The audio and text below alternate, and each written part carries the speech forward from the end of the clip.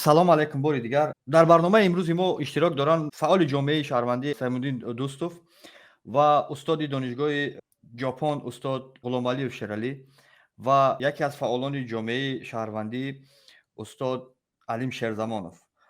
Ташаккури зиёд ба ин ки шумо даъвати моро пазируфтед ва дар барномаи имрӯзи мо иштирок мекунед.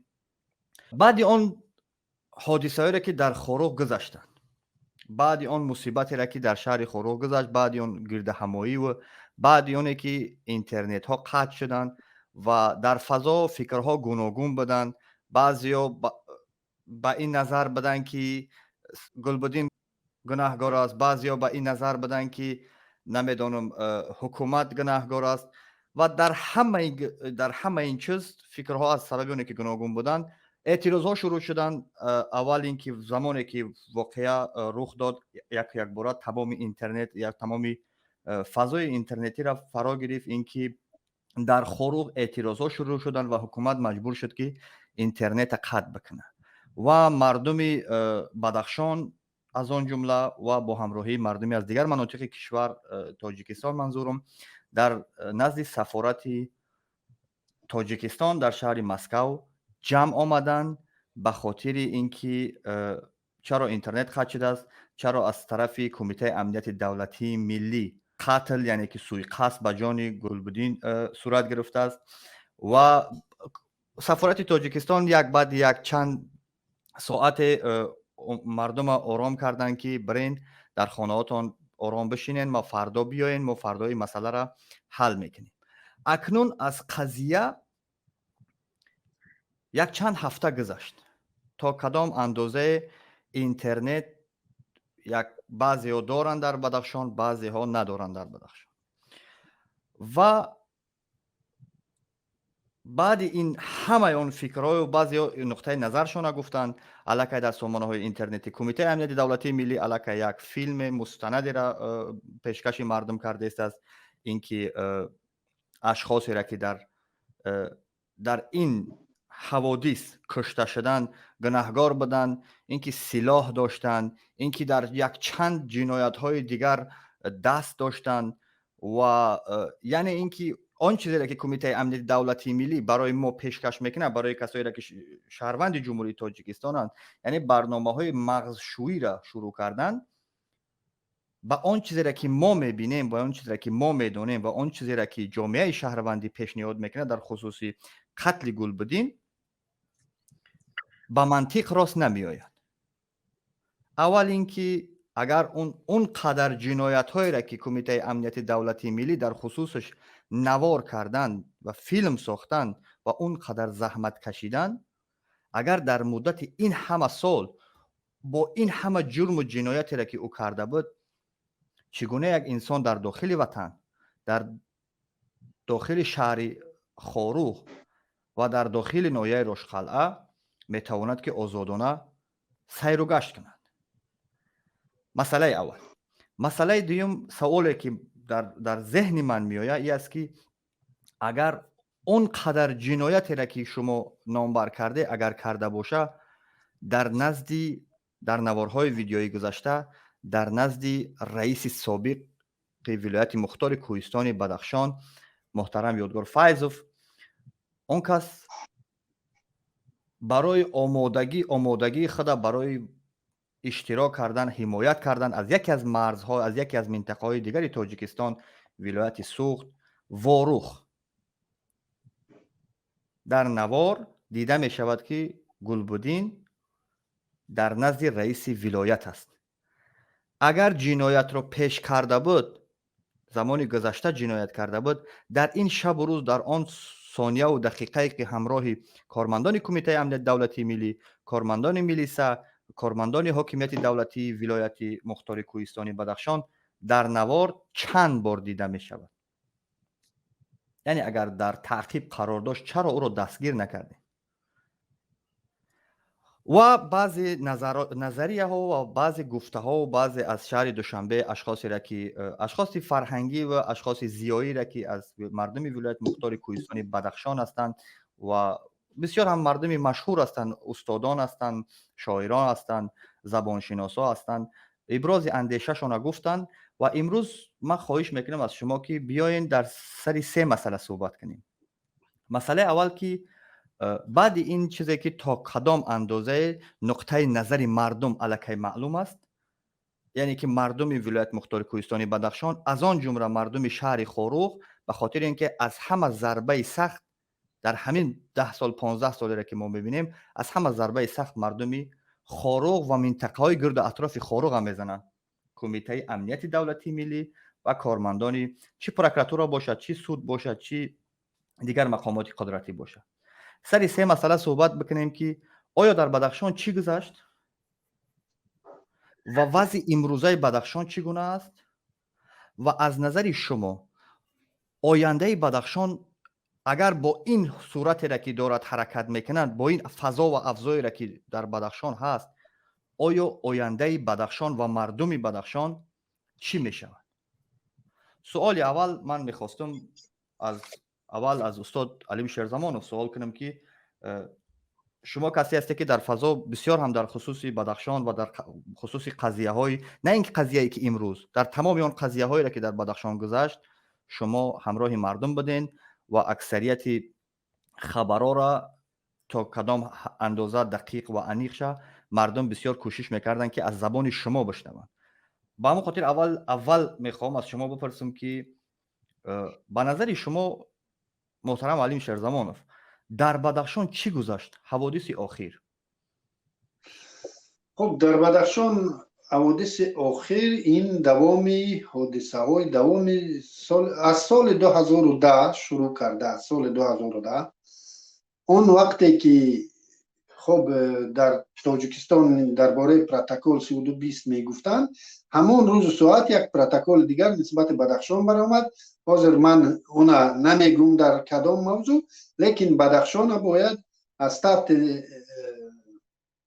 نفوذ مرکز در آوردن در کار به هر راهی و به این خاطر در آنجا مخصوص قید کرده شد که در وظیفه های کلیدی که امکان دارد اطلاع بیرون برآید بدخشانی اصلا نباشد. این منظور کمیته دولتی امنیت ملی، پروکراتورا و دیگر نهادها. و اخیراً بعد از 2012 به ایسو به تصمیم اومدن که حتی در وزارت کارهای داخلی که اصلا از دوران شوروی در تمام واحدهای ملی و قومی و ماموری تمام کشورهای سابق شوروی همین شعبه کارهای داخلی از مردم محل بود، از خیشتبار همون محل، یعنی از همون محلی که اونها با یک زبان با یک چیز گپ میزنن.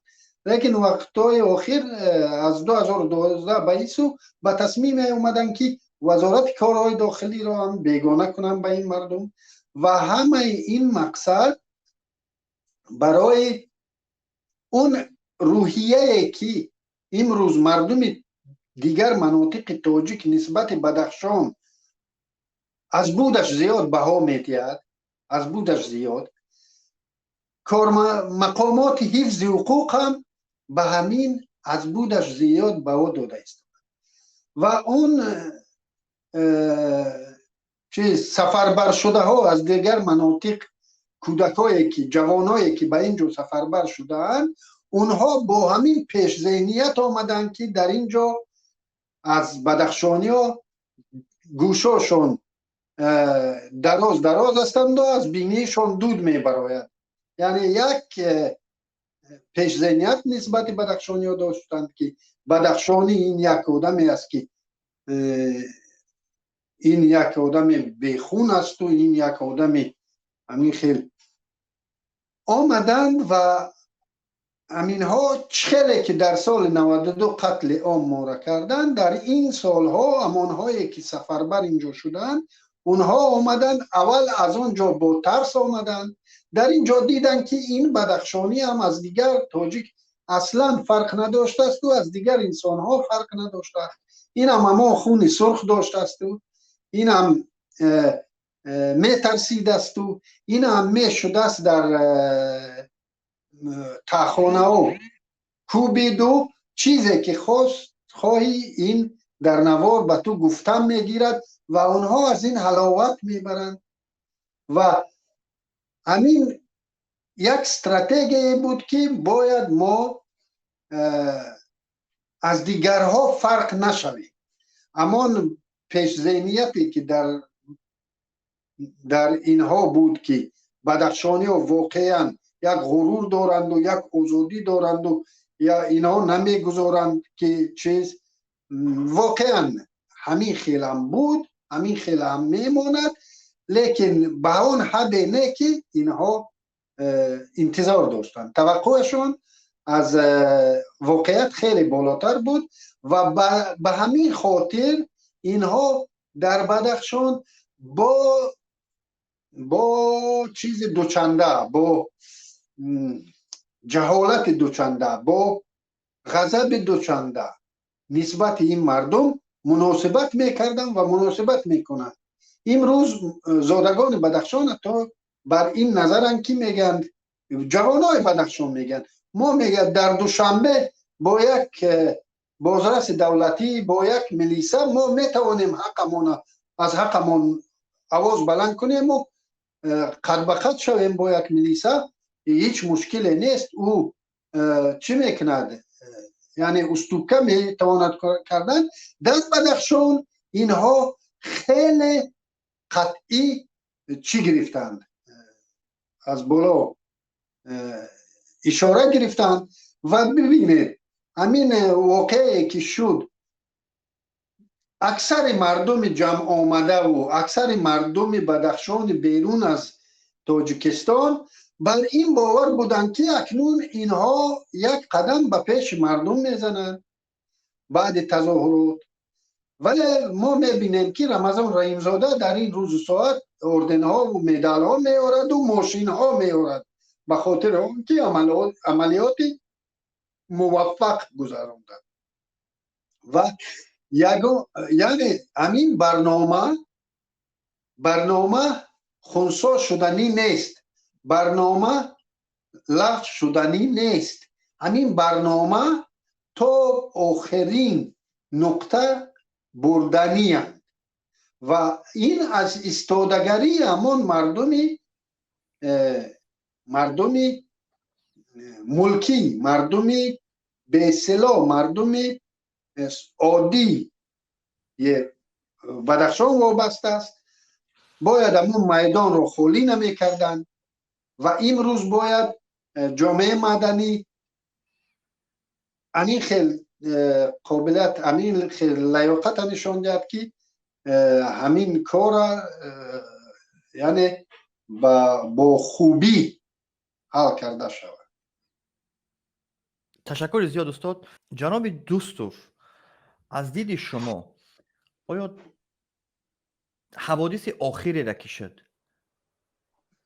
در بدخشان، آیا فرمان از، یعنی که فرمان قطعی از حکومت بود یا اینکه این یک خطای شد از طرف کمیته امنیتی دولتی ملی، یا اینکه این با چنین یک جنایت دست زدن، یعنی قتل انسان از طرف کمیته امنیتی دولتی ملی یک برنامه تحریزی شده بود؟ به نظر شما در بدخشان چی گذشت جناب دوستوف؟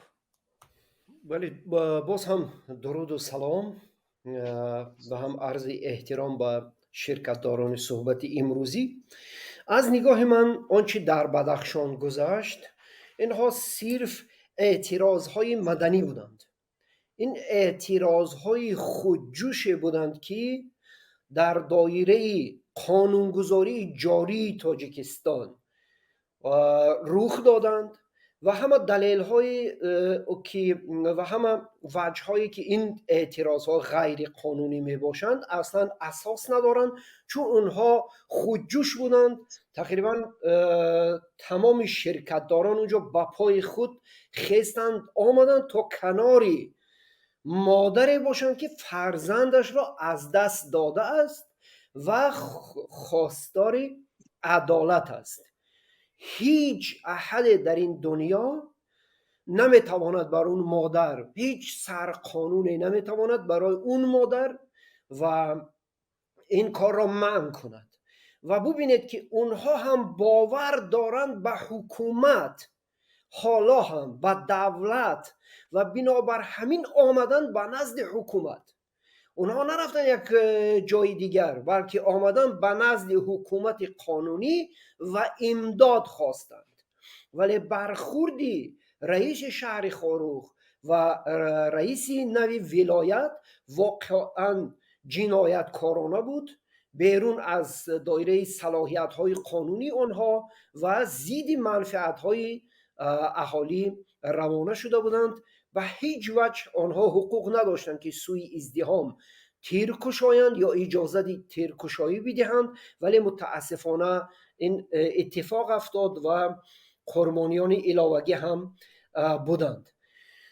اکنون برعکس، شما اگر ببینید از سنه 25 تا 28 حتی ترغیباتگرانی که اصلا این گونه کارزارها را از جانب حکومت ترغیبات میبرند نمیتوانستم بگویند که برعکس سالهای 2012 و اعتراضهای دیگر که اینجا الیمنت های جنایی هستند، پیشوایان عالم جلایی هستند یا هر افسانه های دیگر، چون که واقعا دست و پا خورده بودند. اونها خود میدیدند که این واقعا حرکت مردمیش خودجوش است و این خودجوشی به فرق از اعتراضات پیشتر، این اعتراضهای خودجوش این دفعه خیلی هم سرشمارتر بودند، چی در خاروخ، خاصه در مسکو که نظیر نداشت و هم در کشورهای دیگری اروپایی. و این اعتراضها باعث پیدا شدنی چند از حرکت‌های خودجوش شد که یکی از اونها همین کمیته در مسکو است، دیگر این کنگره بین المللی هموطنان است که در امریکا و اروپا روزد، این شورای 44 است که در خاروخ به میان آمدند. و اینها بار دیگر هم و خود روند حوادث نشان داد که این حوادث واقعا خودجوش هستند، از هیچ جای اداره نمیشوند و همه گونه اتهام پرتایی سوی این مادران و مردمی که از اونها پشتیبانی میکردند بهانه‌های بیش نیستند. اکنون وضع چگونه است؟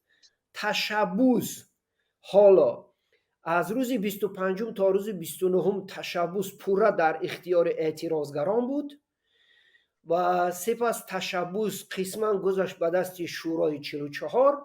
بعد از اون تشبوس عین حال گذشت حالا به حکومت و یا حداقل حکومت وانمود میکند که تشبوس عین حال در خاروخ به حکومت تعلق دارد، ولی اصل قضیه این نیست.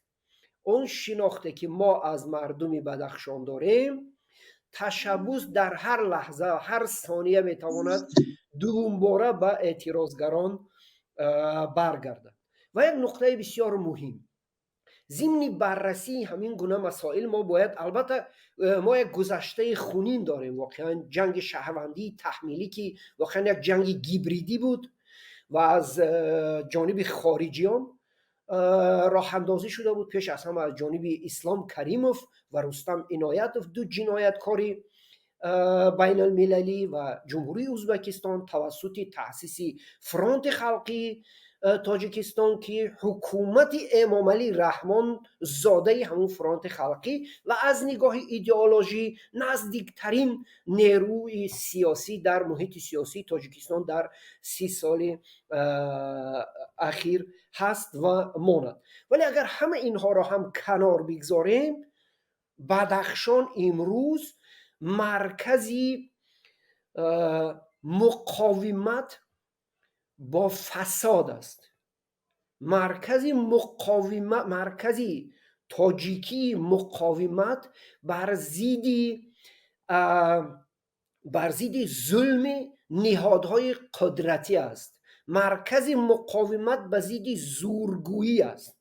و جناب علیم شیرزمانوف درست فرمودند که تقریبا از شروع از سال 2011 در تاجیکستان دو استراتژی تهیه می شود. یکی از این استراتژی ها که پیش از انتخابات پرزیدنتی سال 2013 راه اندازی شده بود و من مؤلف اون و مؤلف هر دو این سناریوها رو رئیس کمیته دولتی امنیت ملی سیمومین یتیموف رو میدونم. یکی این استراتژی پاکسازی محیط سیاسی از اصحاب، رسانه ها، فعالان جامعه مدنی، هر نفری که غروری تاجیکی دارد از اینها بود که اون به فایده تقویت حکومت خانوادگی امام علی رحمان روانه شده است و شخص یتیموف را به حیث یک باشه جنگی در این نظام نیرو بخشید. و استراتژی دوم این البته استراتژی از بین بردن مختاریت ولایت خودمختار بدخشان کوهی، نه از نگاه حقوقی بلکه دفاکتو، یعنی واقعی است. و در دایره این استراتژی اونها این استراتژی دو ترکیب دارد که ما با پیامدهای اونها وامیخوریم همیشه. یکی این تکیه به زورگویی است. در زیر نقاب قانون و قانونمندی امروز در سراسر تاجیکستان از زورگویی کار میگیرند، از قتل‌های غیر دادگاهی، از شکنجه کار میگیرن بر ضد از اون جمله افرادی که هیچ گناهی ندارند و سپس دستگاه ترغیباتی اونها را تفسیر میدهد. و این فیلمی که هست و این صحبتی که جناب یادگار فیضوف دادن، اینها ترکیب های ترغیباتی همین سیاست زورگویی هستند که ترکیب دومی اون این تکیه به صنف سیاسی نو در سراسر تاجیکستان و پیش از همه در بدخشان است. این صنف سیاسی نو اصلا اندک خوانده و کم سوادانی گبدرا هستند. در دایره همین استراتژی افراد برومند بدخشان شروع از الالف، نمیدونم تا حتی کم رنگ و کم اهمیت نفرانی مثل محمد امینوف از این بازی ها تنگ کرده بیرو برآورده شدند و اونجا موندن یک نفرهایی که گبدرا هستند، کم سواد هستند، ولی آمادن برای امتیاز ضد مردم خود، ضد قانون تصمیم بگیرند. سپاسگزارم. تشکر زیاد جناب دوستوف. ما در خصوص صحبتی را که رئیس سابق ولایت مختار کوهستان بدخشان یادگار فیضوف داشتن، ما با اون مسئله حتما برمیگردیم. این یک قسمتی از موضوع امروزه ما هست. استاد غلام علیف، از نظر شما آیا حکومت میدانست، یعنی که دیده و دانسته با چنین یک جنایت دست زد، اینکه بدون یک دادگاه، بدون یگان سود، بدون یگان تفتیشات گلبدین را قتل کرد، یا اینکه از نظر شما این سهوا شد، یک خطا شد از طرف امنیت، کمیته امنیت؟ از نگاه من چنین است. شاید این یک خطاگی گویم، یا که همین شخصای تصادفانه که در مثلا به کار گرفته می شوند و نقشه هایی را که میکشند، مثال برای پیشروی یا که برای چیزی که میکشند، لیکن آن را دور و دراز چی فکر نمی کنند. با همین خاطر تمام همون اگر همین سناریو را بینیم، همین چیز کاری که در بدخشان شد خطا هم باشد یا که یک نقشه کشیده هم باشد، این یک بسیار چیزی بسیار یک چیزی ناکام بود که من وضعیت را تا این درجه رساند. اما استادان هم گفتند، شما هم گفتید که اگر که او جنایتکار می بود همونجا دستگیرش میکردن در وقت چیز. این یک. دویمی که سوالا اینجا می بیاید که چرا مثلا او کشته شد؟ نخواد که مثال 10 نفر یا که 20 نفر یا که 10 نفر نمیدونم کارمند نمیتواند که یک جنایتکار را یا که گمانبر شده را دستگیر نماید. من این سوالا میبید. من اونقدر در سیاست چیز علم چی دانش خوب ندارم، لیکن همچون یک شهروند عادی یا که یک چیز من فکر خودم رو میگویم. مثلا این یک دویمی که حاضر عصر 21 است، تمام چیز اگر که خواهند که جنایتکار را به تمام مردم تاجیکستان نشان دهند، یعنی می توانستند که یک فیلم یا که با تلفن خود ثبت کنند من او طرف ما تیر شد و در چیز مقابلیت نشان داد و زخمدار شد یا که کشته شد.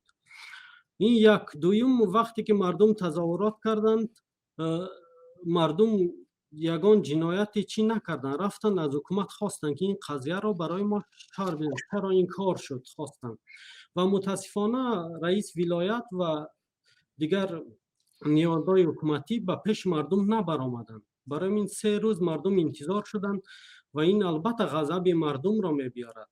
لیکن اگر در حقیقت ما بینیم همون تظاهراتگران هم یگان چیز جنایت نکردن، نه داد کردن، نه فریاد. چه خیلی که می‌بینیم در مسکو هم تظاهرات شد که تا ما همون فیلم دیدیم، ژورنالیست‌ها هم ایران شدن، همون پلیس‌ها هم همونجا بیکار بودن. نه آوازی بلند، قریبی 5000 نفر شاید زیادتر باشد اونجا جمع شدند، کلانا در آمدند سفارتخانه. مسئولیت که اینا منتظر شدند وقتی که اونا به پیش مردم برآمدند و گفتند مردم مستحق به یگان جنایت و به یگان ویران کنی به خانه خودشان برگشتند. این یک فکر میکنم که مثلا اگر که آنجا رئیس ولایت یا که حکومت می برآمد با مردم گپ میزد، این واقعا شاید تا امروز نمیرسید. تشکر زیاد استاد. بیاین از یک نقطه نظر دیگر ببینیم. اگر مثلا اعتراض کردن یک حق قانونی است و در زمانی که اعتراضات در شهر خوروغ شروع شدن، تمام دقت و توجه جامعه تاجیکستان، چی از داخل چی از خارج، چی از سمت روسیه چی از اروپا و آمریکا و از هر جایی که نبود، روانه به این بود که وضعیت چی می شود و مردم اشخاصی را که در اعتراض اشتراک داشتن از حکومت چی میخواهند. اول اینکه چه خیلی که جناب دوستو گفتن، اولین چیزی را که میخواستن این بود که عدالت، یعنی که برای مردم فهمانده داده شود، برای اون مادری که فرزند را جگربندش را از دست داده است، اینکه چرا او بیرحمانه از طرف کمیته امنیت دولتی ملی کشته شد. اولین خواهش مردم هم همین بود. چرا شما در ولایت مختار کوهستانی بدخشان، از آن جمله در شهر خوروغ، از صلاحیت قانونی، از چارچوبه قانون، از آن مقرراتی را که دولت و حکومت برای شما در کاغذ نوشته شده است، از همان مقررات میبروین؟ شما کسایی هستین که باید قانون شما رعایت کنین اول و بعد مردم نظارت کنین که تا که قانون نظارت از دایره قانون نبراین. وقتی که یک انسانی کارمند حفظی حقوق پروکراتورا، زیرا که شروع این همین وضعیت از پروکراتورا شروع شده است. در نوار قبلی میبینیم که در همان مسائل تلفن کردن با یک خواهر یک چند بار زنگ زدن اینا، همین از قانون شروع شده است. یعنی قانون، اشخاصی را که باید قانون را حفاظت کنند و خودشان در دایره قانون باشند، از دایره صلاحیت قانون برآمدند و این کار به حد آورده رساند که امروز وضعیتی را که در بدخشان میبینیم. منظور از این چیز. بعد دویم حالت آمدن گفتن که دیگر نواراش هم هست که وقتی که رئیس ولایت، رئیس کنونی ولایت برآمدند و خواستن که با اعتراضگران هم صحبت شوند، مردم استعفا طلب کردند. یعنی اگر وضعیت امروزه بدخشان ببینیم، جنایت صادر شده است از طرف کمیته امنیت دولتی ملی، یعنی که ریشه جنایت میرساند در کارمند حفظی حقوق، بگذار پلیس باشد، بگذار کارمند پروکراتورا باشد، بگذار حبیب باشد، هر کسی نباشد، یک کارمند حفظی حقوق. خب دویم مسئله این که همین مردم رئیس ولایت قبول ندارن. آن چیزی که در فضای مجازی میبینیم، آن چیزی که از اعتراض میبینیم، آن چیزی که در کامنت های که در مربوط به بدخشان نوشته می شوند، آن چیزی را که خبرنگارای خارجی کشور در خصوص بدخشان می نویسند و میلیون ها، هزارها و 10,000 و 100,000 کامنت هایی را که می نویسند، یعنی مردم الان رئیس امروزه ولایت مختار کوهستان بدخشان قبول ندارند. یعنی در برابر اینه که عدالت میخواهند، دوم رئیس ولایت قبول ندارند و سوم بعد چند کشمکشی ها آمدن گفتن که در سامانه اینترنتی اول پیدا شد، یک بازی ها را شروع کردن به اینکه گویا اشخاصی را که در اعتراض ها اشتراک کردن حکومت با اونا کار نداره و اونا همچون یک جنایتکار حسابیده نمیشوند و نمیدونم اصلا میبخشش، حالا اینکه اونا نه حقی بخشیدن داره، حکومت جنایت حکومت کرده است و با حکومت میبخشه مردم اعتراضگره. سه مرحله، سه چیزی را که در فضای بدخشان گذشت. آیا با فکر شما اگر رئیس ولایت از وظیفه نروه، چه خیلی که مردمی را طلب داره، اگر عدالت برقرار نشوه، کسایی را که در برابر برادر گلبدین چند نفر دیگر را پراندن، چند نفر دیگر را زخمی کردن در بعد اونی که اعتراض شروع شدن در خارج، اگر که عدالت برقرار نشود و کسایی که در این جنایت دست دارند، چی از برادر گلبدین و دیگرها، اگر حکومت به داد مردم نرسه، رئیس ولایت همچنین در وظیفش بمانه و حکومت چنین یک پروپاگاندا در کمیته امنیت دولتی ملی گرفته است که در خانه به خانه و مکتب به مکتب و کوچه به کوچه میره و مردم پروپاگاندا میکنه، که مخشویی میکنه، تبلیغات میکنه اینکه این یک گروه جنایتکار، یک گروه جنایت پیشه و یک گروه اوباش نمیدونم چی معرفی میکنه مردم برای اشخاص خردسال و کلانسال اینا، یعنی از تمام همون وسیله و واسطش استفاده میبره. اگر وضع همین خیلی که هست رفتن بگیره، کار تا کجا میتونه رفتن؟ یعنی وضعیت چگونه میتونه شدن؟ استاد علیم شیرزمانوف.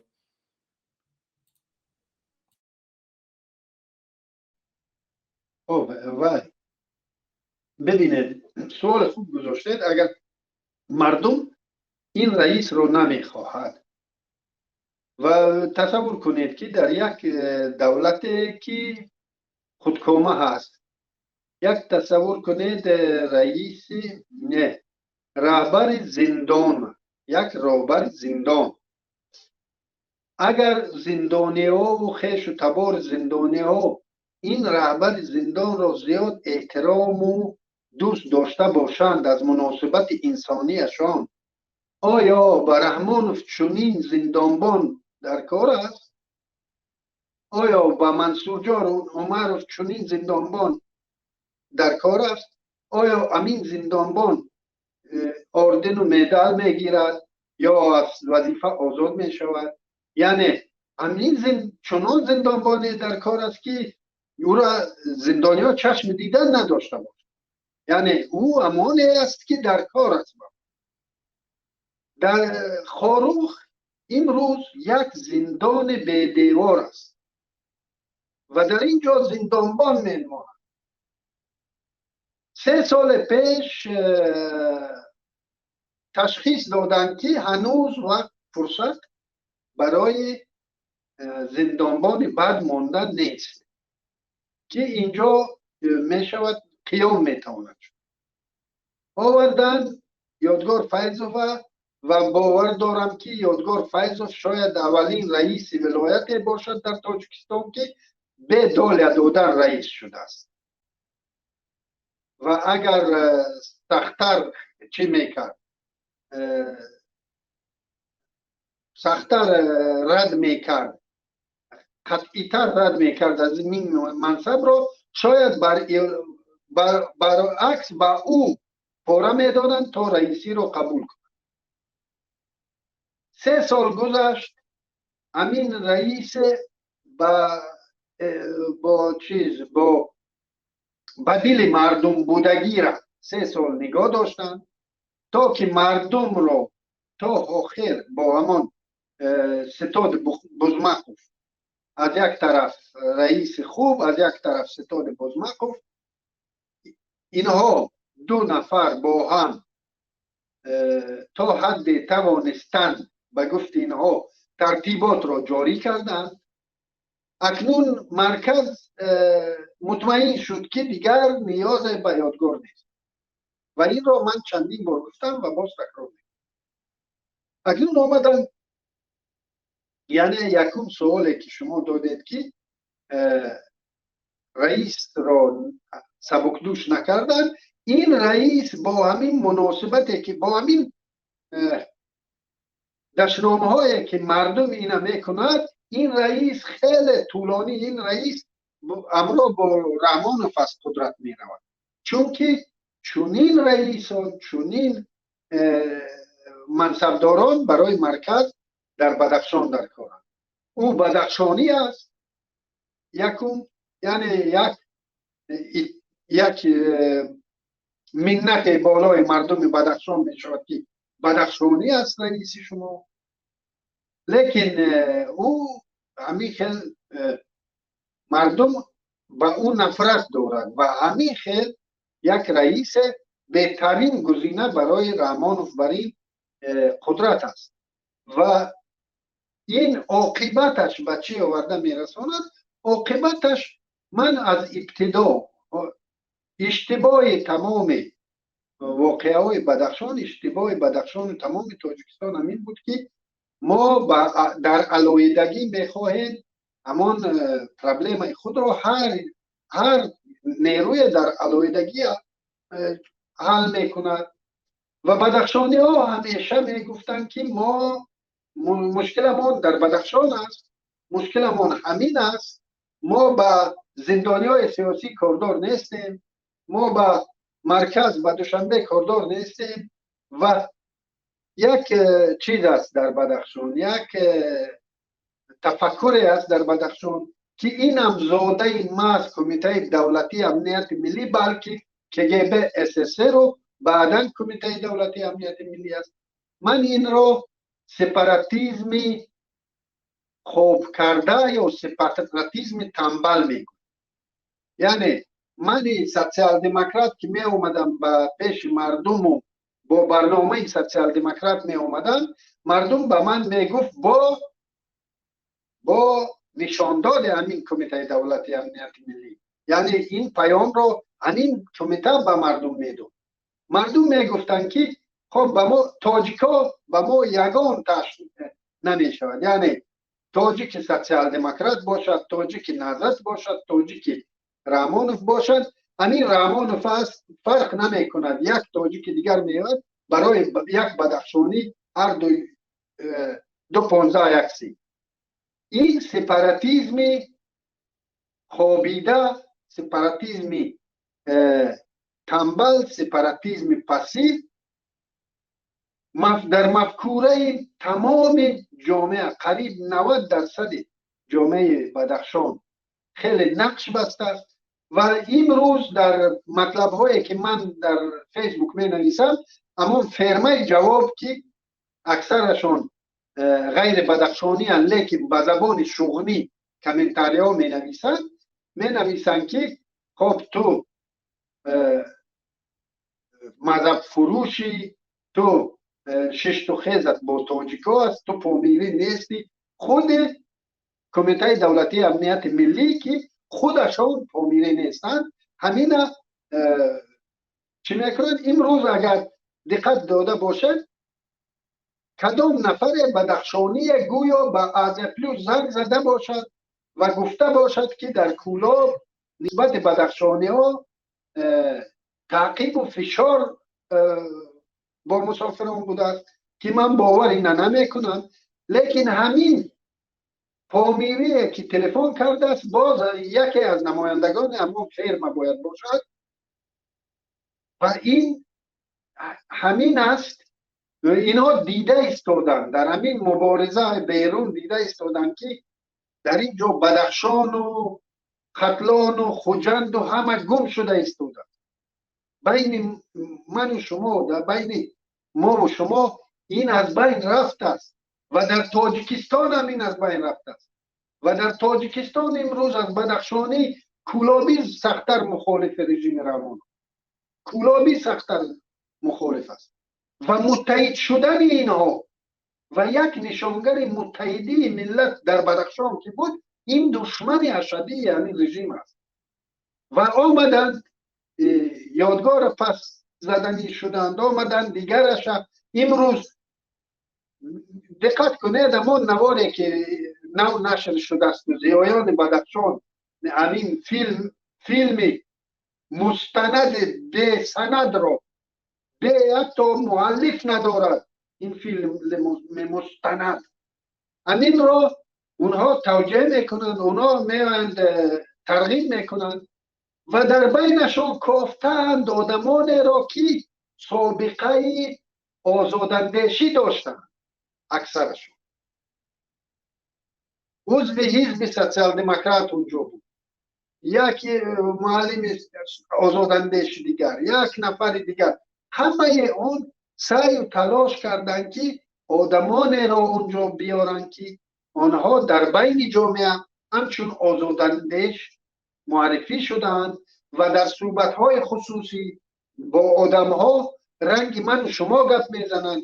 از این رژیم علنا نه، رسانه‌ای نه، در صحبت‌های خصوصی انتقادم میکنند. همین خیلی آدم‌ها را آوردن نوار کردند، اونا را دشمن به مردم کردند، بین مردم نفاق انداخته ایستادند. سیف الله سفرов از پخش مستقیم رادیو آزادی میگه که به خاطر اون که اون لعنتی که بود میرزا نباتов روشانی است، شغنانی ها او را نمیخواهند. یعنی این یک طرحی که از بالا ریخته شد. این متحدی این ملت برای اینها آخران به گفت روسا میخه در تابوت اینا است و اینا با هر رای نباشد امروز یک امان متحده که در بدخشان است اون را شکستنی هم. دیگر هیچ. خب تشکر زیاد استاد. جناب دوستوف اگر وضع چنین دوام کند، اگر حکومت به خواسته های مردم جوابی مثبت ندهد، از نظر شما وضعیت امروزی بدخشان، من فکر کنم که فردا و پس فردا اگر یگان تغییرات به وجود نیاید خوب نمی شود. از نظر شما اگر وضع با چنین اوضاعی که امروز است دوام کنه، بدخشان به کجا می رود؟ ببینید ما عین حال فکر میکنم با این وضعی که ما داریم تقریبا همه ترکیب های اون معلوم است که جانبی که ما اون را حال حکومت میگوییم و یک بخش اعظم تاجیکستان اصلا قانونی بودن اون را اعتراف ندارند. اینها یک استراتژی دارند که استراتژی اینها بقا بخشیدن به حکومت خانوادگی امام علی رحمان است. کلی همه اهداف دیگر اصلا مهم نیست. تنها تقویت حکومت خانوادگی در زیر نقاب زنده بود قانون اساسی، صلح، وحدت و در اصل هیچ کسی در تاجیکستان زیادتر به وحدت ملی آسیب نمیرساند که ساختارهای حکومتی. ببینید ما حداقل در 10 سال اخیر وحدتی که در تاجیکستان داریم شاید در هیچ زمان ما نداشتیم. کادهای فرهنگی بدخشان شروع نمیدونم از تاقی وخانی تا موسیقی و دیگر سری شدن دارند. در پنجکت، ایسفره، نمیدونم در هر کنج دیگری تاجیکستان از تاقی های بدخشان میپوشند.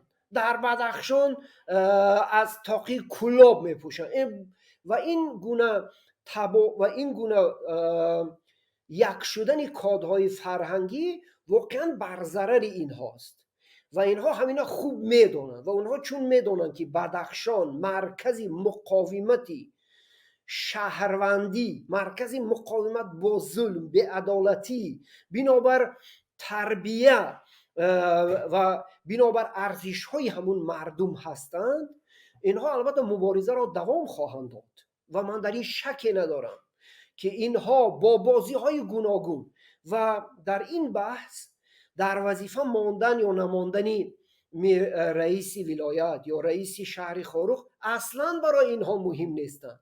ما در تاجیکستان چند تجربه دیگری قتلی غیر دادگاهی را داشتیم. من خوب در یاد دارم اون یک شب را که چگونه شکرجان ظهورov رئیس پارلمان تاجیکستان مثل بره در روی تابه آب بازی میکرد، زیرا پرزیدنت امام علی رحمان از او خواهش کرده بود که باید او برود و بحث میرزا خوجه احمدوف و میرزا زیایوف را باید در طویل دره تینج کند. اون نمیدانست که اجرا کند یا نکند و اگر او میرود کشته میشود یا زنده میشود. ولی ببینید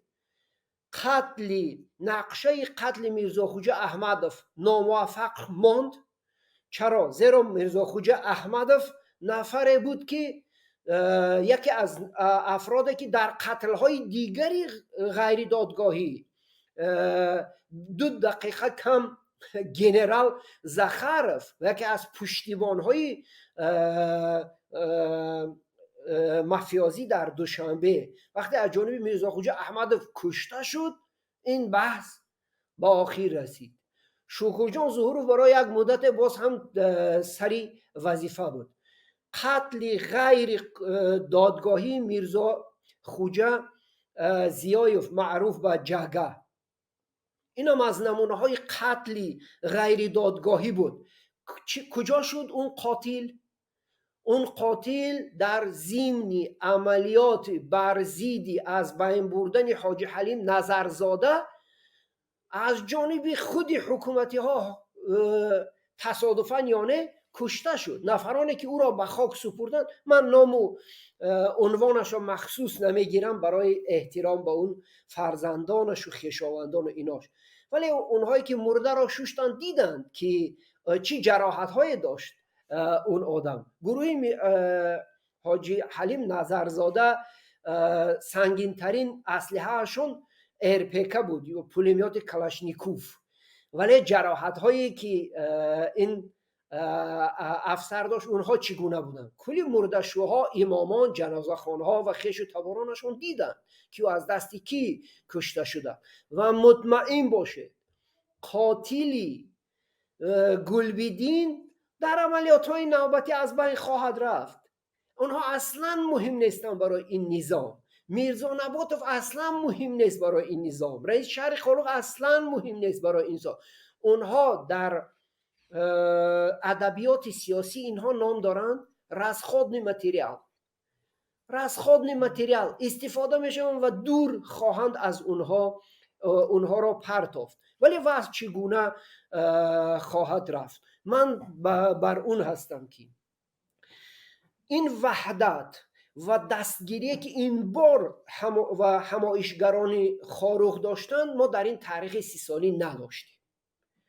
از تمام نقاط تاجیکستان اونها را جانبداری کردند. در 2 روز اول فابریکه جواب و فرمه جواب و نمیدونم دیگر ساختارها و کنشگران جامعه مدنی صنعی که از جانب حکومت تقریبا 10-15 نفر فعالیت اونها گنگ بودند. شما اینا ما خوب مشاهده کردیم. چرا؟ چون دستور نداشتن، حالا نمیدونستن چی بگویند، ولی بعد هر چی گفتن مردم باورشون نکرد و این فیلم رو هم که حال ساختند مردم با اونها باور ندارد و مردم میبیند و میپرسد که یادگار فیضوف خودش اقرار میکند، میگه اون بچه ها گرفته معاون پروکورور از او گفتن بیا رویم نزد رئیس حکومت ناحیه، یک نفری که میخواهن اونا مجازات کنن، یعنی که میخواهن یک عمل غیر قانونی کنن، اونها میروند نزد رئیس حکومت. یعنی اونها باور دارن که رئیس حکومت اینجا نماینده پرزیدنت و نماینده قانون است. عدالت خواهی میروند با اون همه زوری که دارند، با اینکه حق هستند میآیند نزد حکومت. ولی ببینید با این که یادگار فیضوف از این قضیه آگاه بود، او دعوت نکردی جوانا را با دیو باره. بعدی که اونها خودشون چند ماه بعد، چندین روز بعد طلب کردن، بعد از اون قبول کرد. و یادگار فیضوف باز هم در اونجا دروغ میگوید که طبق اطلاعی که ما در دست داریم رحمتی گلبدین بازداشت و شکنجه شده بود. این مردم بودن که گلبدین را رفتن و زیر راهبری با میان روی یادگار فیضوف را آزاد کردند وقتی باری اول بازداشت شده بود. اگر این قضیه حل شده نمیشد، چرا رئیس ولایت حداقل 2 بار گلبدین رحمتی را به حیث یکی از پیشوایان یا لیدرهای افکار جمعیتی دعوت میکنه در معرکه مهمترین حکومت که از جانب کی در بدخشان راه اندازی می شود؟ البته از جانب رئیس حکومت، از جانب ستاد مشترک یا ستاد بوزماکوف. و گلبدین میاد در قطار اونها می ایستد، سینه سپر من آمادم به واروخ بروم. و همچنین برخورد دیگر یارانش در مسئله پنشیر، واروخ و هر منطقه دیگری تاجیکستان. من هیچ شکی ندارم که این قتل غیر دادگاهی نقشه تنها و تنها از خودخواهی اون فرمانده آمده است. من نمیدونم این فرمان را کی داده است و کدام جزء تامهای اون را اجرا کردند. از کمیته دولت امنیت ملی هستند یا از میلیسا یا از دیگر، ولی هر کی نباشه اونها در اطاعت ستاد بوزماکوف هستند. بوزماکوف در اطاعت شخصی سیمومی یتیم افتاد و مسئول این کشتار اینها هستند. اینها باید جواب بگویند. ولی من 100% با اون باور هستم که مردم خاروخ، حالا اونها در 2 روز اول اصلا طلب سیاسی نداشتن، کلی طلبهاشون شهروندی بود ولی نشد، طلب استعفا کردن. اکنون من 100% باور دارم که طلبهای عدالت‌خواهی در تاجیکستان زیادتر خواهد شد. حالا ما میتینگ های نوبتی رو هم خواهیم دید. من باور دارم که همایش اعتراضی بعدی اطراف بازار سلطان کبیر و بازار کاروان خواهد بود، چون حالا رستم امامعلی با یارانش تلاش دارن که با مقصدی به دست گرفتن بازار کاروان و این اولاد خال مشرف وظیفه های دادن و تقریبا 40 یا 50% اون بازار را گرفتند و اکنون بخش دیگری اون رو هم گرفتن دارند. و این معلوماتی که حالا به سامانه های مخالفین روان میکنن از پشتی خال مشرب و دیگرها، اینها کار دستی دوستان رستم امامعلی هستند که با دست مخالفین میخوان اونها را بکنن. من باور دارم که بحث بازار سلطان کبیر نیست در بایش همایش‌های اعتراضی خواهد بود و از نگاه من این تابستان و تیر ماه برای اعتراضهای مدنی در تاجیکستان بسیار حل کننده خواهند بود و فکر میکنم که در پی این اعتراضها صنف سیاسی نو با چهره های نو و جای هم به چهره ها و حتی به فرانتمن ها رو خواهند آمد و اونها باعث تغییرات کلی در تاجیکستان خواهد شد. من بر اون هستم که این بار قضیه خاروخ خیلی هم وسعت دیگر پیدا خواهد کرد و تشبث از این به بعد دیگر به دست ظالمان نخواهد ماند. تشکر زیاد جناب دوستوف. منم واقعا هم برینم که در زمانی که در بدخشان پیش از قضیه گلبدین وضع آرام بود، حکومت کوششی ایوازی رئیس ولایت رو چندین بار کرد و هر باره هم که یک کسی را می اومد به حیث رئیس حکومت دولتی در ولایت مختار کوهستانی بدخشان پیشنهاد میکرد، از طرف مردم خوب قبول نمیشد و در فضا و در همان احساس مردم این چیز دیده میشد و اونا زیاد نه مشهور میشدن، نه مردم اون رو میشناخت، نه مردم اونها رو شناختن میخواست و آیسته آیسته تا یک مدت رئیس ولایت می بودن و از دستشان کاری هم نمی اومد و از وظیفه می رفتن. و بعد اینکه قضیه پیش از قضیه گلبدین ҳукумат маҷбур шуд, ки воқеан ҳам ман чунин як фикри шахсии ман аст, ки Ёдгор Файзов касе аст, ки ба ҳайси як раиси вилоят ё ин ки раиси ҳокимияти давлатӣ дар як вилоят як инсонеро, ки аслан дар сиёсат набудааст. Масалан, на намояндаи мардумӣ дар парлумони Тоҷикистон будааст, на ягон аъзои кадом ҳизбу ҳаракат будааст, на ягон паҳлӯи сиёсиро тарафдорӣ ва дастгирӣ кардааст ва на он қадар одами машҳурам дар Тоҷикистон буд.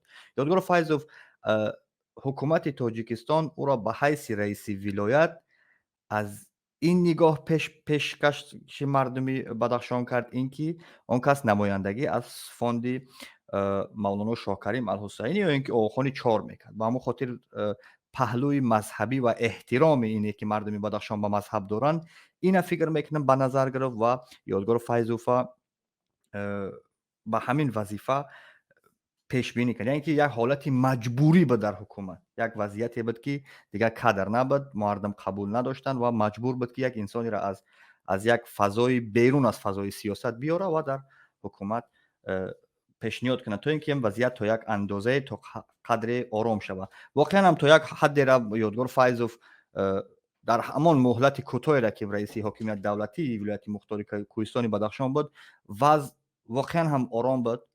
Аксарияти масъалаҳоеро, ки баъзе амалҳои ғайриқонуниеро ки мешуданд, хоб дигар як вилоят аст, дорои ҳазор навъи инсонҳо ва ҳазор навъи тафаккуру фикру ваёст.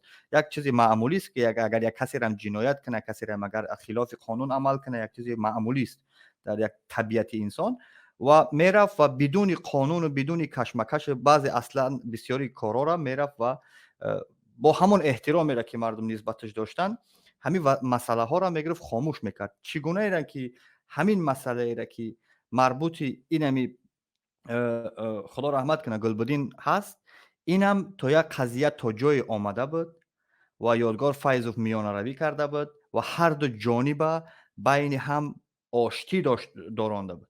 Яъне бо ин ки шумо аз қонун, доираи қонун берун наброен, аз салоҳияти худтон ва шуморам амали ғайриқонунӣ накунед ё ин ки зӯроварӣ бар як корманди ҳифзи ҳуқуқ як амали ғайриқонунист ва ҳарду тарафам бо ҳам даст дода буданд ва ин муноқиша ҳалли худша ёфта буд. Аммо баъди оне ки раиси вилоят, яъне Ёдгор Файзов ба сабабҳои аслан номаълум, на ин ки ба вазифаи дигар гузаштанаш, на ин ки ба нафақа рафтанаш, на ин ки аслан ҳеҷ чӣ маълум набуд. саҳар субҳ яъне баланд шудем аз хоб, гуфтанд ки раиси вилояти мухтори Кӯҳистони Бадахшон Ёдгор Файзов аз вазифа озод шудааст ва ба ҷош Мирзо Наботов омадааст, ки собиқ раиси шаҳри Хорух будааст, собиқ аз ин корманди Кумитаи амнияти давлатии миллӣ будааст ва яъне як шахси ҳарбиро, як шахсеро, ки дар сохторҳои қудратӣ кор кардааст, овардаастш дар як вазифаеро, ки ин вазифа аввал ки ҳалимӣ мехоҳад, ин вазифа аввал ки инсонҳоро фаҳмидан мехоҳад, ин вазифа аввал ки бояд як инсоне бошад, ки ман фикр кардам, ки беҳтарин кандид дар ҳамин шабу рӯзи имрӯза Ёдгор Файзов буд. Биёин як суола ба ин тартиб битием.